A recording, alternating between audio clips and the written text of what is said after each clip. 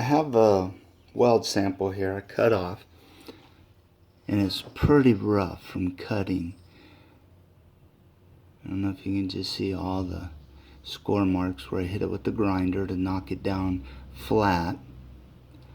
But what I'm going to do now is I'm just going to hit it really quick with a flap disc. This is an older, quite a bit worn down 80 grit, but it'll only take a few seconds. I'll just hit it up real quick, try to buff it off, polish it.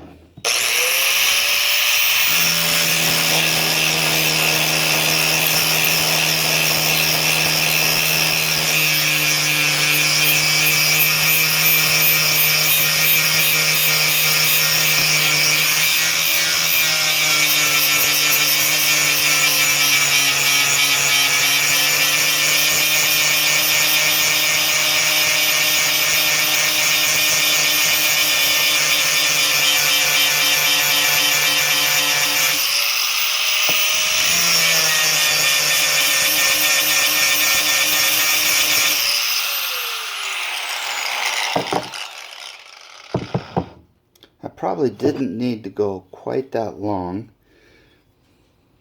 I don't know how that'll show right there.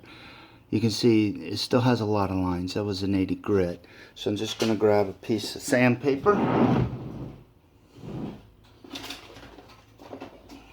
Okay, this is 120. Just an old hook and loop for the sander.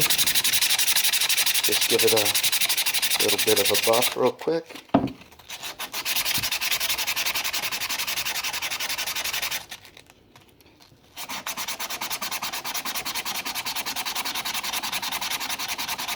The smoother you get this metal, the easier it is to see the weld bead.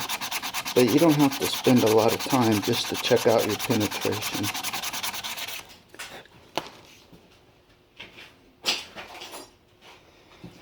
Alright, I have a piece of 220. That was 120. Here's a piece of 220. Let's buff this up a little finer.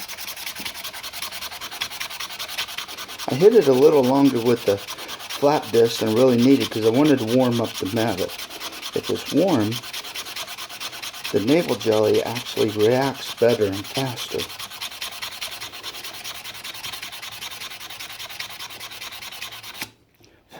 There's 220 and a little Scotch-Brite, just clean it off. Now this is nowhere near perfect. If you were to try to catch this where there's not too much light, you can still see a lot of little grime marks, but it's got a fair shine. So, Loctite rust remover navel jelly from a local hardware store. I'm just going to dab some of this onto my weld, and I'll let that set for about 2-3 minutes. Sometimes it didn't even take that long.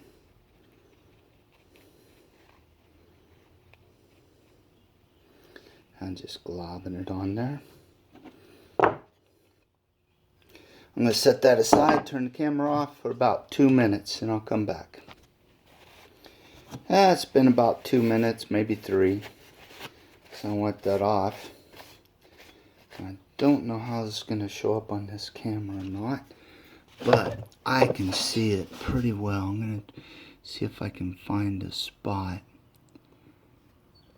that show that bead profile. Where's my pencil?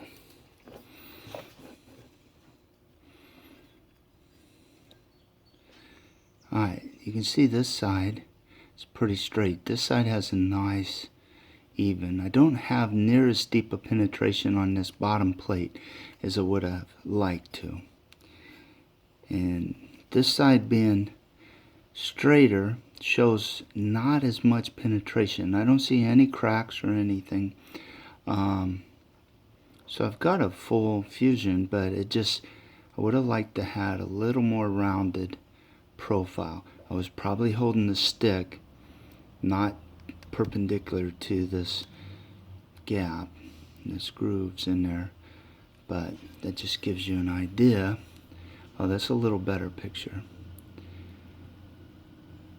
of how to do the penetration acid etching. Sometimes you can come back, add a little more navel jelly, and wait another minute or two, and darken that up even more.